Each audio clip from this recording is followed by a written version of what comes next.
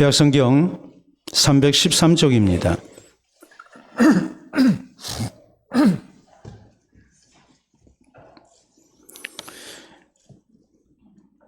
이 하나님의 말씀 봉독할 때에 주께서 성경에 명하신 바를 따라 주의 말씀 잘 받는 표로 크게 아멘합니다.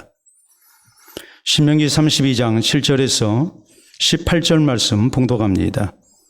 옛날을 기억하라. 역대의 연대를 생각하라. 내 아버지에게 물으라. 그가 내게 설명할 것이요 내 어른들에게 물으라. 그들이 내게 말하리로다.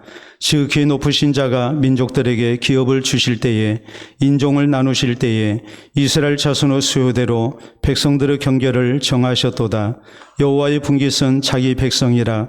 야곱은 그가 택하신 기업이로다. 여호와께서 그를 황무지에서 짐승이 부르짖는 광야에서 만나시고 호위하시며 보호하시며 자기의 눈동자같이 지키셨도다.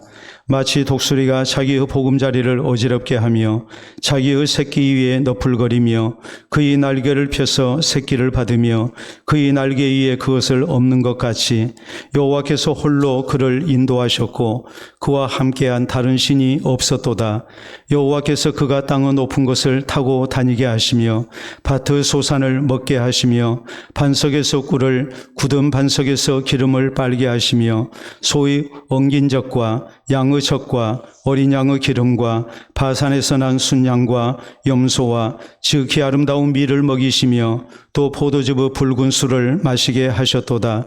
그런데 요술은이 기름짐에 발로 찼도다. 네가 살찌고 비대하고 윤택하며 자기를 지으신 하나님을 버리고 자기를 구원하신 반석을 업신 여겼도다. 그들이 다른 신으로 그의 질투를 일으키며 가증한 것으로 그의 진노를 격발하였도다. 그들은 하나님께 제사하지 아니하고 귀신들에게 하였으니 곧 그들이 알지 못하던 신들, 근래에 들어온 새로운 신들, 너희의 조상들이 두려워하지 아니하던 것들이로다. 너를 낳은 반석을 내가 상관하지 아니하고 너를 내신 하나님을 내가 잊었도다. 아멘. 우리가 자주로 듣고 잘 아는 속담 가운데에 개구리 올챙이적 생각 못한다라는 말이 있습니다. 이 말은 크게 두 가지 의미가 있습니다. 첫째는 어려움을 겪은 과거나 그 과정에서 도움을 준 사람들을 우리가 잊어서는 안 된다는 말입니다. 다음으로는 나의 부족했던 지난 날을 생각하면서 다른 사람들이 좀 부족하더라도 너그럽게 이해하고 우리가 기다려 줘야 된다는 말입니다. 그러므로 개구리 올챙이적 생각 못한다는 속담은 우리에게 늘 나의 지난 모습을 생각하면서 더욱 겸손한 모습으로 세상을 살아가야 함을 가르칩니다. 오늘 본문 성경은 이스라엘의 지도자 모세가 죽기 전 이스라엘 백성들에게 남긴 유언과도 같은 교훈을 전합니다. 당시 이스라엘 백성들은 애굽의 노예 생활에서 하나님의 은혜로 해방됐고 40년 광야 생활을 다 마쳐가고 있었습니다. 이제 얼마 후면 하나님께서 약속하신 가나안 땅에 들어가게 됩니다. 이때 지도자 모세는 이스라엘 백성들에게 지금까지 지나온 지난 날을 돌아보면서 앞으로 가나안 땅에서 하나님을 향해 어떤 신앙 자세를 가지고 살아야 할 것인가를 강조합니다. 특히 오늘 본문 7절에 보면 이렇게 말씀합니다. 옛날을 기억하라. 역대의 연대를 생각하라. 내 아버지에게 물으라. 그가 내게 설명할 것이요 내 어른들에게 물으라. 그들이 내게 말하리로다 라고 말합니다. 우리 민족이 어떻게 해서 애굽의 노예 생활 가운데서 해방이 됐는지, 또 지난 40년 광야 생활 가운데서 어떻게 우리가 살아남고 생존할 수 있었는지 옛날을 기억하라고 말씀합니다. 또 자손들은 이 일에 대하여 부모와 어른들에게 묻고 배우는 가운데 앞으로 하나님을 향한 바른 신앙을 가지고 살아가야 됨을 강조합니다. 그러므로 사랑하는 성도 여러분, 우리 모두 본문 성경을 통해서 나의 옛날을 기억하는 가운데 우리가 가져야 할 신앙의 자세가 무엇인가를 살펴봐야 됩니다.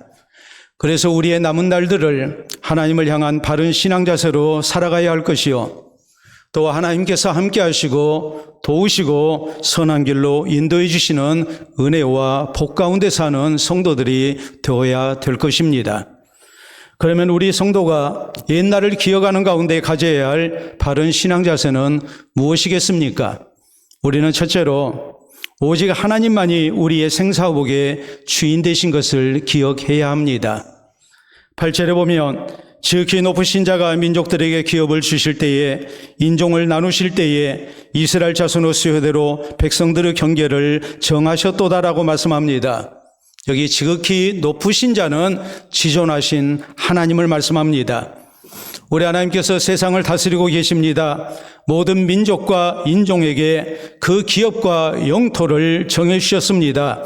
하나님의 절대 주권에 대해서 우리가 기억해야 된다는 말입니다.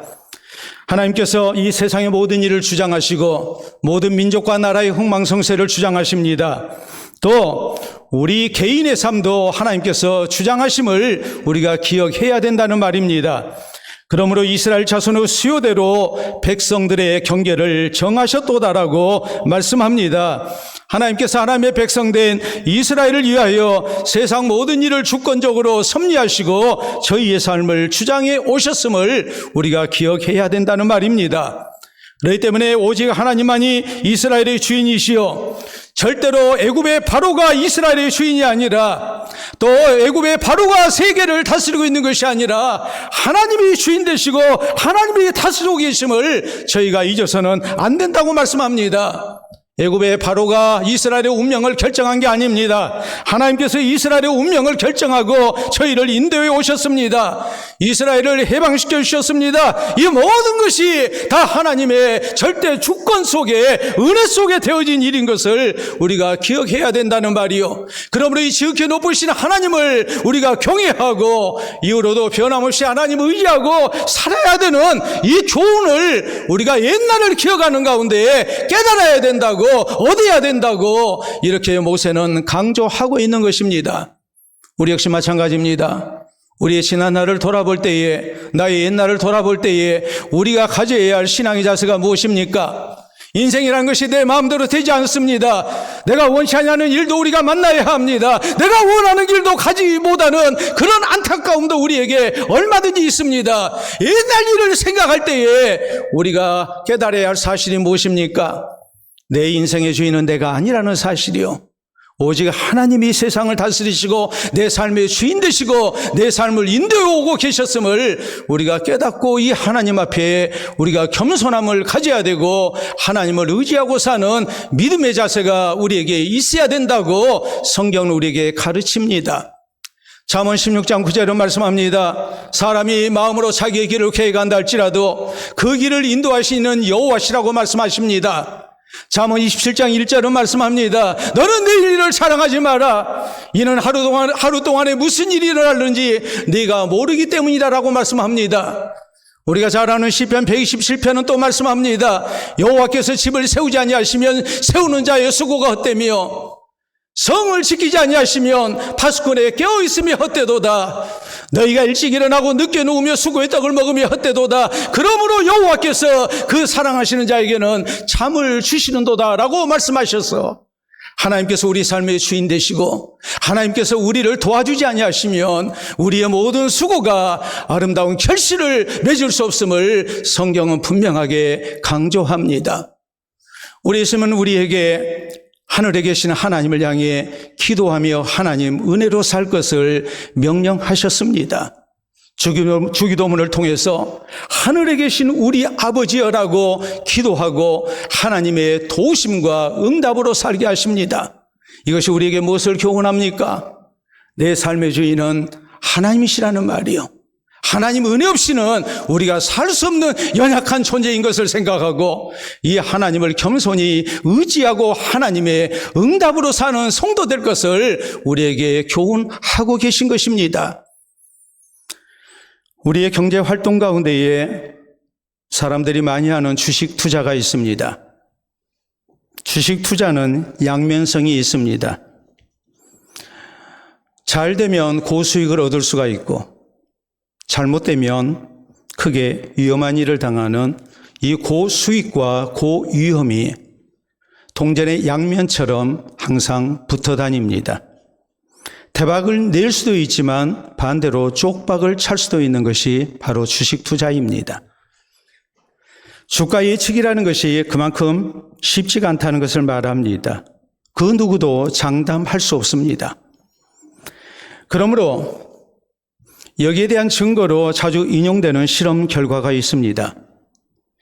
미국의 유명 경제지인 월스트리트 저널에서 주식 매매 전문가인 펀드 매니저와 원숭이를 대상으로 해서 1년 동안 모의 투자 게임을 했습니다.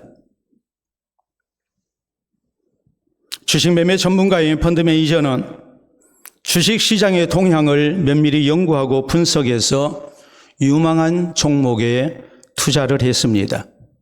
그런데 원숭이는 다트라고 해서 던져서 이렇게 맞추는 게 있잖아요. 우리 옛날에 뺑뺑이 돌려서 찍는 거 있잖아요. 그걸로 해서 종목을 고르게 했습니다. 그래서 투자를 했습니다. 1년 후에 수익률을 비교했을 때에 누가 이겼을 것 같습니까? 원숭이가 이겼습니다. 원숭이는 대박이 났습니다. 그런데 펀드 매니저는 쪽박을 찼습니다. 그래서 나오는 말이 주가는 오직 하나님만 아신다라는 말입니다. 그만큼 우리 인생은 절대 내일 일을 장담할 수 없다는 거예요. 세상 모든 일은 내 뜻대로 되어지는 것이 아니라는 것을 우리에게 가르칩니다. 주가만 그렇습니까? 우리의 지나온 옛날 일을 돌아볼 때에 내 인생이라는 것이 내 마음대로 되지 아니했음을 우리는 너무나도 잘 압니다. 그러므로 사랑하는 성도 여러분, 우리가 옛날을 기억하는 가운데 얻어야 할 교훈이 무엇입니까? 내 인생의 주인은 절대 내가 아니라는 것을 깨달아야 됩니다. 오직 하나님만이 우리의 생사복의 주인 되심을 우리는 다시 한번 고백해야 됩니다. 우리 하나님께서 온 세상을 절대적 주권 속에 다스리고 계심을 우리가 잊지 말아야 됩니다. 그리고 오직 겸손한 모습으로 우리가 이 하나님만을 섬기고 하나님만을 의지하고 살아가는, 그래서 하나님 은혜로 살아가는 우리 모두가 될 수 있기를 바랍니다. 둘째로 우리가 옛날을 기억하면서 깨달아야 할 교훈이 무엇일까요? 그것은 내가 지금까지 하나님의 보호와 인도 가운데 살아왔다는 사실, 이것을 잊지 말고 우리가 하나님 의지하고 살아야 된다는 사실입니다. 9절에 보면 여호와의 분깃은 자기 백성이라 야곱은 그가 택하신 기업이로다라고 말씀합니다. 하나님의 백성된 이스라엘은 하나님과 특수 관계 속에 맺어진 백성들이라는 말이요, 하나님의 백성이고 하나님의 기업이고 하나님이 사랑하시고 하나님이 보호하시고 도우시는 하나님의 자녀들이라고 말씀합니다. 그러므로 10절에 보면 여호와께서 그를 황무지에서 짐승이 부르짖는 광야에서 만나시고 호위하시며 보호하시며 자기의 눈동자같이 지키셨도다라고 말씀합니다. 이스라엘을 애굽의 노예 상태에서 구원해내셨습니다. 그리고 광야 40년 생활 가운데에 저희를 하나님께서 함께 하시고 지키시고 보호하시고 여기까지 인도해 오셨습니다.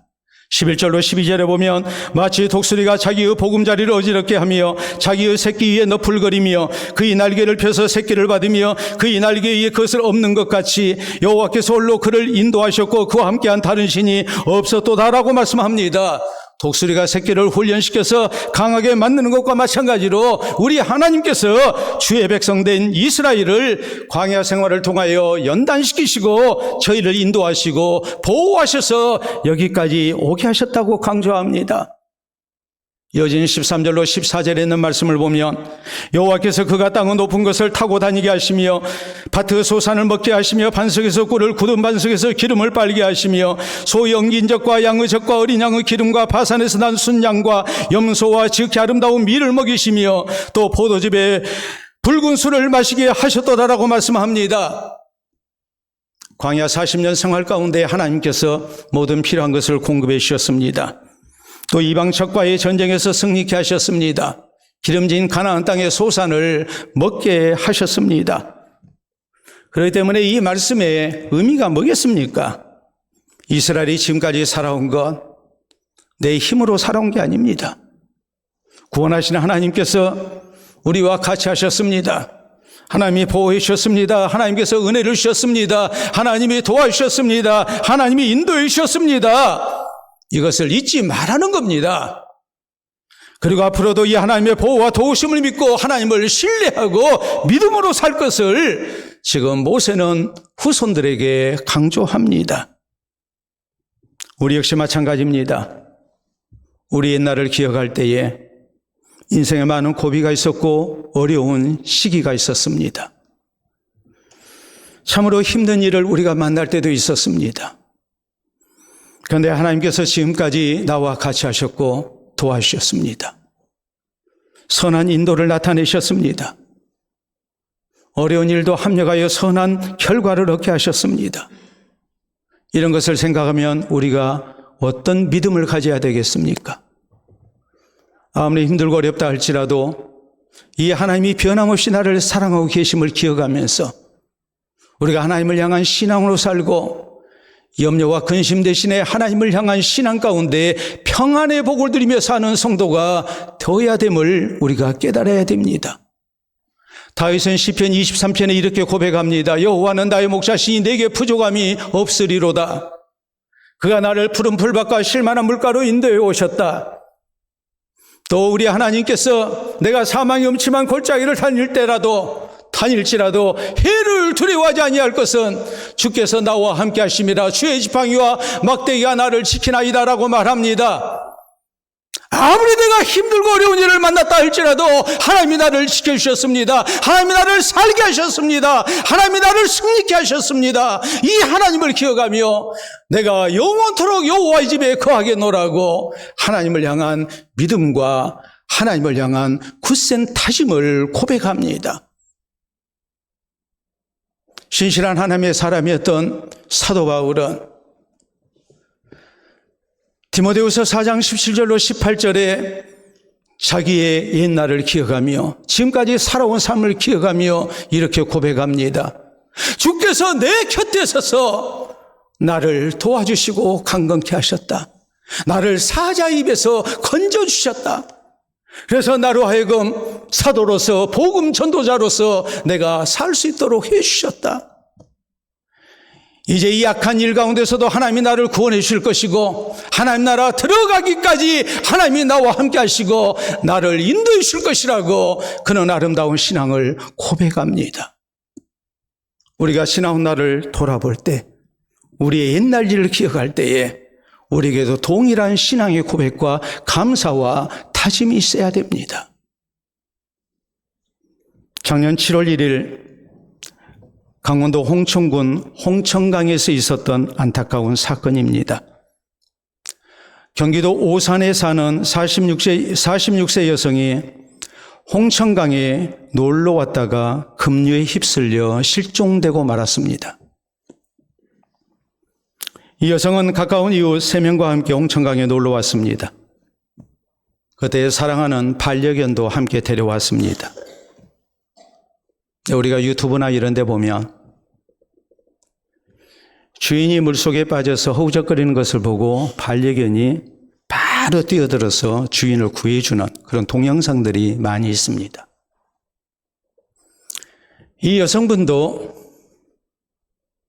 내 반려견이 과연 그럴 것인가 알아보고 싶었습니다. 그래서 물속에 들어갔습니다. 물속에 빠져서 허우적거리는 모습을 연출했습니다. 내가 위험한 상황에 빠지면 내가 사랑하는 반려견이 분명히 물속에 뛰어들어서 나를 구해줄 것이라고 믿었습니다. 근데 반려견은 뛰어들지 않았습니다.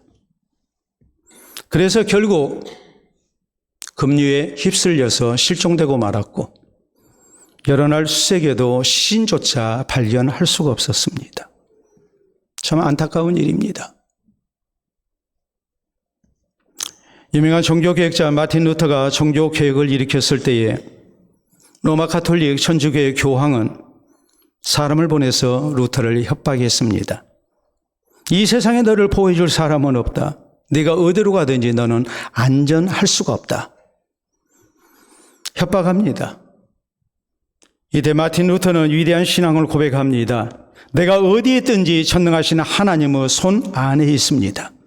나는 전능하신 하나님의 손 안에 있는 하나님의 종입니다라고 했습니다. 교황의 위협에 조금도 굴복당하지 않습니다. 담대히 하나님을 향한 신앙을 고백합니다. 하나님께서 나와 함께 하시고 도와주실 것을 믿습니다. 하나님이 보여주실 것을 믿습니다. 그리고 종교 개혁을 계속했고 그는 승리할 수 있었습니다. 사랑하는 성도 여러분, 성경은 시편 121편에 이렇게 말씀하십니다. 이스라엘을 지키시는 하나님은 졸지도 아니하시고 주무시도 아니하시는 하나님이라고. 여호와께서 너를 지켜 모든 환난을 면하게 하시며 또 내 영혼을 지키신다고 말씀하십니다. 여호와께서 너의 출입을 지금부터 영원까지 지키실 것이라고 우리에게 약속하고 계십니다. 그러므로 우리 성도는 이 하나님의 도우심과 보호를 믿고 살아야 됩니다. 특히 옛날을 기억하는 가운데 지금까지 나와 함께 하시고 도와주셔서 여기까지 인도해 주신 하나님의 은혜를 우리가 잊지 말아야 됩니다. 앞으로도 이 하나님께서 변함없이 나와 함께 하시고 도와주시고 선한 길로 인도해 주실 것이라고 우리는 굳게 믿어야 됩니다. 그래서 그 무슨 일을 만나도 염려하지 않고 하나님을 신뢰하는 가운데 평안의 복을 누리며 살아가는 우리 모두가 될 수 있기를 바랍니다. 셋째로 우리 성도는 옛날을 기억하는 가운데 앞으로 하나님의 은혜를 잊고 하나님을 향한 신앙에서 떠나는 일이 있지 않도록 굳게 다짐해야 합니다. 15절에 말씀합니다. 그런데 여수론이 기름짐에 발로 찼도다. 내가 살찌고 비대하고 윤택함에 자기를 지으신 하나님을 버리고 자기를 구원하신 반석을 없인 여겼도다 라고 말씀합니다. 여수론은 의로운 자, 사랑받는 자라는 뜻을 가지고 있는 단어입니다. 하나님의 백성된 이스라엘 백성들의 다른 이름이 바로 여수론입니다. 그러므로 여수론이 기름짐에 발로 찼도다라는 이 말씀의 의미는 뭐겠습니까? 하나님께서 하나님의 선택 가운데 이스라엘 백성들을 사랑하시고 구원해 주시고 특별한 은혜 가운데 도우심 가운데 저희를 인도해 오셨습니다. 그런데 이 백성들이 기름지니까 배부르고 살만하니까 하나님을 버린 겁니다. 배신했습니다. 16절에 보면 그들이 다른 신으로 그의 질투를 일으키며 가증한 것으로 그의 진노를 격발하였도다. 하나님만을 섬기는 것이 아니라 우상을 숭배합니다. 그래서 하나님의 진노와 징벌을 당합니다. 17절에 보면 그들은 하나님께 제사하지 아니하고 귀신들에게 하였으니 곧 그들이 알지 못하던 신들 근래에 들어온 새로운 신들 너희의 조상들이 두려워하지 아니하던 것들이로다라고 말씀합니다. 이스라엘 백성들의 조상이 되는 아브라함과 이삭과 야곱이 대대로 섬겨오던 하나님을 섬기는 대신에 저희가 이방 민족의 신들을 우상을 숭배했다는 말입니다. 18절에 보면 너를 낳은 반석을 내가 상관하지 아니하고 너를 내신 하나님을 내가 잊었도다라고 말씀합니다. 하나님 은혜로 애굽 노예 상태에서 해방됐습니다. 또 지금까지 40년 광야 생활 가운데 하나님 은혜로 살아왔습니다. 그런데 지난날을 돌아볼 때 이 백성들이 항상 하나님 앞에 감사하고 하나님만을 섬기고 하나님을 의지하고 그렇게 살아왔던 것이 아니었습니다. 때때로 하나님을 배신했고 우상을 숭배했고 하나님의 진노와 징벌을 당했음에도 불구하고 저희가 다시 또 하나님 앞에 패역함을 저지르는 이런 부끄러운 과거가 저희에게 있었습니다. 그러므로 모세는 이 사실을 지적하면서 앞으로는 절대로 이런 일이 있어서는 안 된다고 경고하고 있는 것입니다. 사실 지도자인 모세에게 있어서 가장 큰 염려는 이것이었습니다. 이제 얼마 있으면 자기는 죽습니다. 이스라엘의 첫 세대 부모 세대가 광야에서 하나님 앞에 패역함으로 다 죽었고 자식 세대 2세대가 가나안 땅 들어가서 살게 되는데 저희가 지난 40년의 광야의 역사를 돌아보면서 바른 교훈을 받지 못하면 저희 부모 세대와 같은 잘못을 죄악을 저지를 수 있기 때문에 모세에게는 이것이 항상 염려스러운 부분이었습니다. 그러므로 신명기 31장 27절에 오늘 본문에 있는 말씀을 하기 전에 모세가 이스라엘 백성들에게 이렇게 말합니다.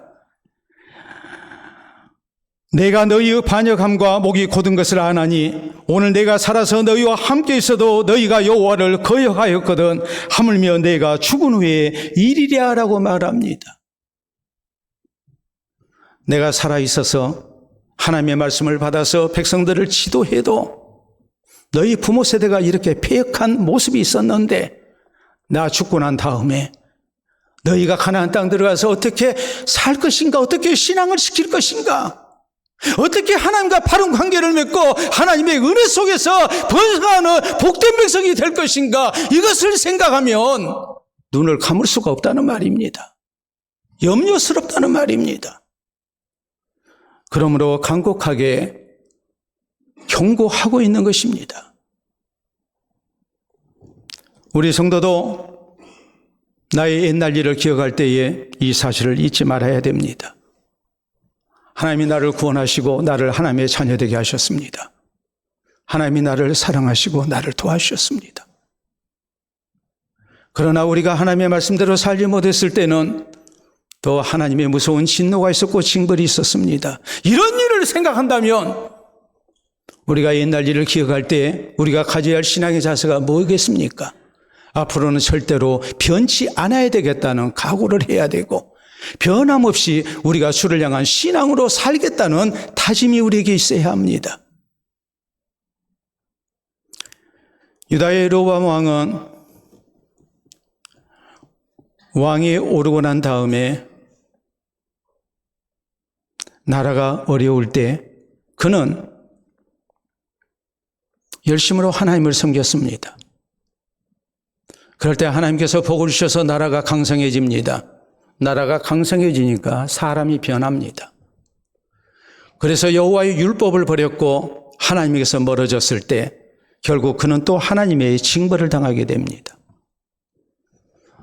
반면에 신실한 하나님의 사람이었던 욥은 그가 원치 아니하는 무서운 재난을 당했지만 그 재난 속에서도 하나님을 향한 바른 신앙을 지켜나갑니다. 건강까지 잃었을 때 그의 아내가 조롱합니다. 당신이 이래도 순전함을 지키겠느냐? 여호와를 욕하고 죽어버리라고 말합니다. 그런 하나님 믿을 필요 없다고 말합니다. 그때 욥이 했던 말은 이것이었습니다. 그대의 말이 한 어리석은 여자의 말과 같도다. 우리가 하나님께 복을 받았은즉 화도 받지 아니하겠느냐. 그리고 성경은 이 대목을 기록하기를 욥이 입술로 범죄하지 아니했다라고 말합니다. 변함이 없었습니다. 유대인의 지혜서인 탈무드에 보면 이런 얘기가 나옵니다.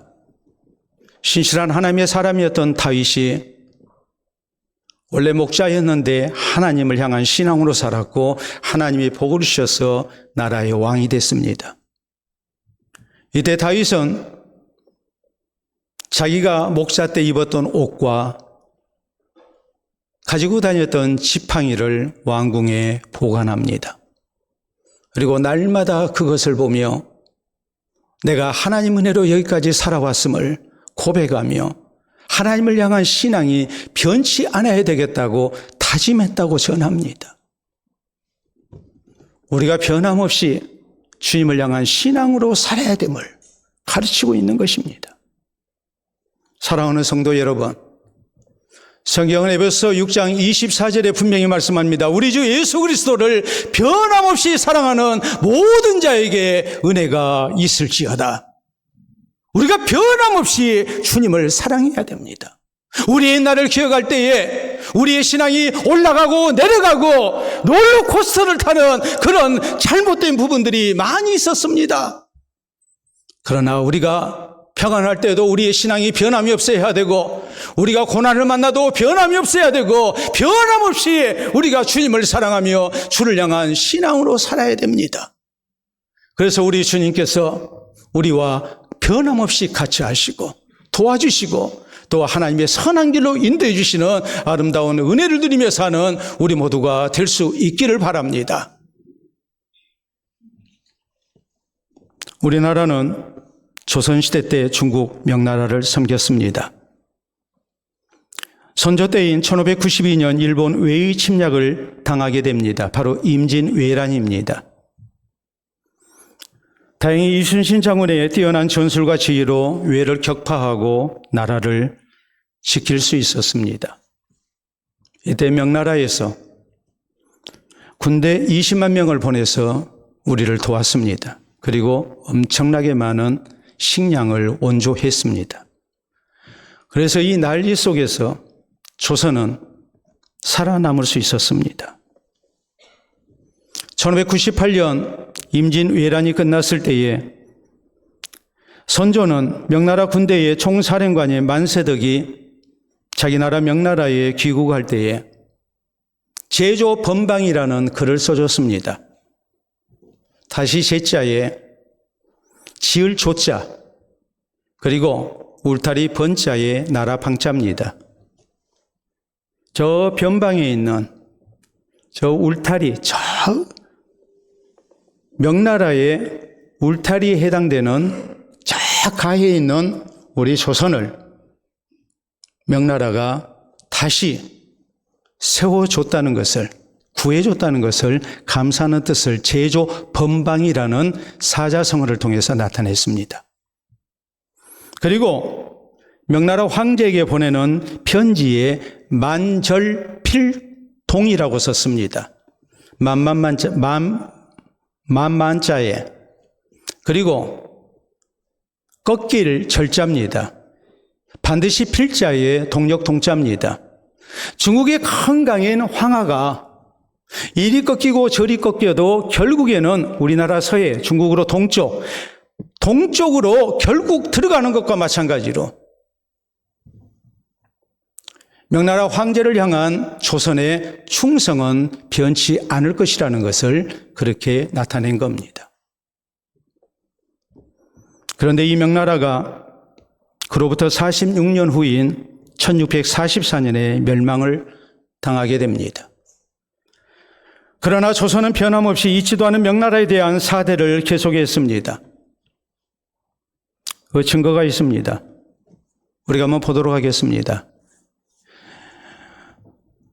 충북 괴산군에 화양계곡이 있습니다. 화양계곡이 있는 절벽입니다. 그 절벽을 보면 다음 사진 보시게 되면 저렇게 아랫부분에 보면 무슨 글씨가 쓰여져 있죠. 자, 확대해서 보도록 하겠습니다. 만절필동 화양계곡이라고 화양서원이라고 적어져 있죠. 조선에 아주 뛰어난 문신이었던 우암 송시열 선생이 저기에 서원을 세우고 1692년에 이렇게 선조가 썼던 글을 옮겨서 벽에다 새긴 겁니다. 확대해서 보겠습니다. 만절필동. 또 다음 사진을 보시게 되면 저런 바위가 또 계곡에 있고 다음 사진 보시게 되면 저기에도 글씨가 쓰여져 있습니다. 다시 보도록 하겠습니다. 대명천지 숭정 1월이라고 쓰여져 있습니다. 대명천지라는 말은 천지는 대명, 큰 나라인 명나라의 것이라는 말이에요. 여기서 나온 말이 대명천지에 무슨 일인가 하는 말이에요. 대낮에 무슨 일이냐? 이게 대명천지거든요. 대명천지는 천지가 명나라의 것이라는 말이에요. 숭정 1월이라는 말은 명나라의 마지막 황제가 숭정입니다. 1월은 태양과 달은 이 세상은 세월은 다 명나라의 황제가 주장한다는 말이에요. 명나라가 망한 후에도 계속해서 저렇게 했습니다. 명나라에 대한 감사와 사대는 여기서 그치지 않습니다. 명나라가 이미 망했음에도 불구하고 명나라가 망한 지 60년이 지난 1704년에 당시 조선의 임금이었던 숙종은 명나라의 큰 은혜에 보답한다 해서 궁궐인 창덕궁 내에다가 대보단이라는 것을 세웠습니다. 큰 대자에 보답할 보자입니다. 재단 단자입니다. 그리고 거기에서 명나라 황제에 대한 제사를 드렸습니다. 언제까지 이렇게 제사를 드렸냐면 1907년까지 제사를 드렸습니다.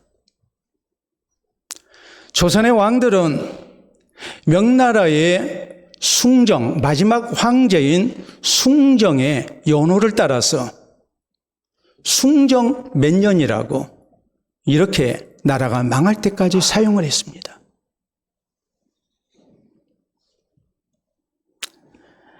참으로 부끄러운 우리의 역사입니다.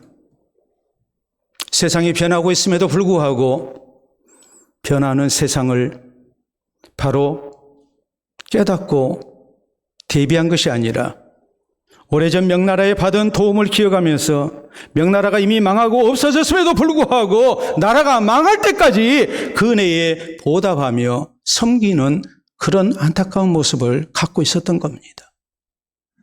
잘못되게 옛날을 기억했고 그 결과는 우리가 알다시피 나라가 망하는 거였습니다. 사랑하는 성도 여러분, 오늘 하나님은 우리에게 말씀하십니다. 옛날을 기억하라고 말씀하십니다. 우리 성도가 옛날을 기억하며 가져야 할 신앙의 자세는 어떠해야 합니까? 오직 하나님만이 우리의 생사복의 주인 되신 것을 기억해야 됩니다. 진실된 마음으로 우리가 이 하나님 의지하고 살아야 됩니다.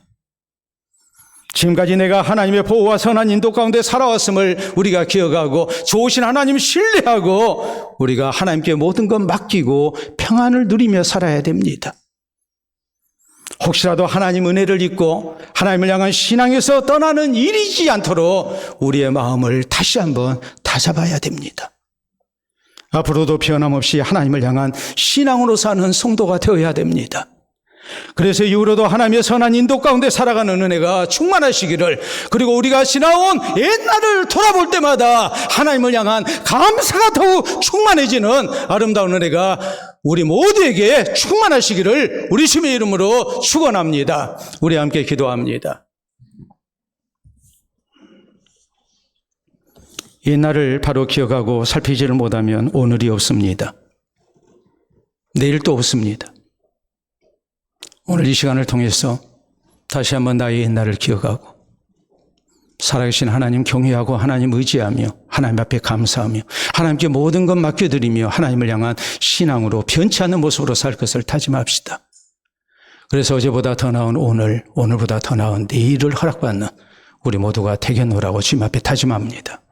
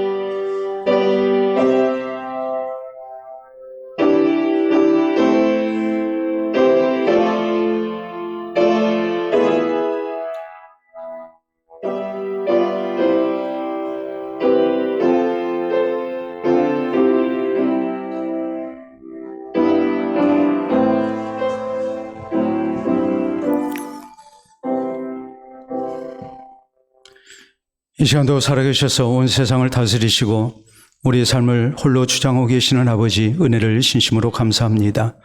내가 너를 심행하여 불렀나니 너는 내 것이라 하시고 이 지금까지 하나님의 은총 속에 우리가 살아올 수 있도록 도와주신 것을 진심으로 감사합니다. 우리의 옛날 일을 기억하며 살아계신 하나님을 향한 아름다운 신앙 고백이 우리에게 있기를 원합니다. 또 믿음의 다짐이 우리에게 있기를 원합니다. 내가 구원받게 된 것, 내가 지금까지 살아온 것 다 주님의 은혜인 것을 기억하며 우리가 이후로도 변치 않는 모습으로 주님 앞에 감사하며 주를 의지하며 또 주의 영광 위하여 살 것을 다짐합니다. 주의 사랑하는 성도들의 기도를 받아주셔서 오늘 이후로 더욱더 신앙이 하나님 앞에 진실되게 하시고 굳건한 반석 위에 세워지게 하시고 하나님 가까이 하며 살게 하시고 우리 주님과 동행하는 삶이 되게 하시고 하나님만을 높이는 삶이 되게 하시고 또 주님 앞에 기도하는 삶이 되게 하여 주셔서 하나님께서 저희의 모든 삶 속에 친히 역사하시고 붙드시고 도우시고 선한 길로 인도해 주시는 은혜가 있게 하여 주시옵소서. 그래서 어제보다 더 나은 나은 오늘을 살게 하시고 오늘보다 더 나은 내일을 살게 하시고 우리의 생명이 다하는 그날 우리가 옛날 일을 돌아볼 때마다 하나님 앞에 감사가 있게 하시고 자손들에게 아름다운 신앙의 유산을 남기는 아름다운 믿음의 소상들이 되게 하시고 하나님 나라 넉넉히 들어가는 우리의 성도들 되게 하여 주시옵소서. 감사하며 예수님 이름으로 기도하옵나이다. 아멘.